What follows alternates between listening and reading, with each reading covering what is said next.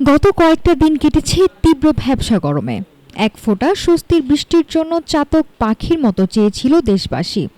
ওষ্ঠাগত প্রাণ যখন ওপরে মেঘ খুঁজছিল, ঠিক তখনই প্রকৃতি যেন ধারণ করল তার অন্য রূপ।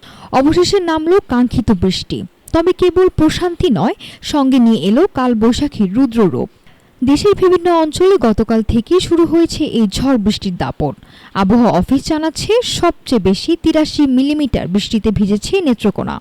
এছাড়া সিলেটে ৬৬ এবং রাঙামাটিতে রেকর্ড হয়েছে ৪২ মিলিমিটার বৃষ্টিপাত।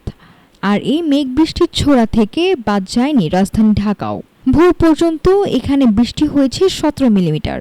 প্রকৃতির এই রূপ আজ সোমবারও বজায় থাকার আভাস দিচ্ছে আবহাওয়া অধিদপ্তর। ঢাকাসহ দেশের ১০টি জেলায় আজ হানা দিতে পারে কালবৈশাখী। আবহাওয়া অফিস সতর্ক করে জানিয়েছে, রাজশাহী, পাবনা, বগুড়া ও ময়মনসিংহ অঞ্চলের উপর দিয়ে ঘণ্টায় ৬০ থেকে ৮০ কিলোমিটার বেগে ধেয়ে আসতে পারে ঝড়ো হাওয়া। তাই এসব এলাকার নদীবন্দরগুলোকে দেখাতে বলা হয়েছে ২ নম্বর নৌ হুঁশিয়ারি সংকেত। ঝড়ের এই তালিকায় আছে রংপুর, দিনাজপুর, ঢাকা, টাঙ্গাইল, কুমিল্লা ও সিলেট অঞ্চলও।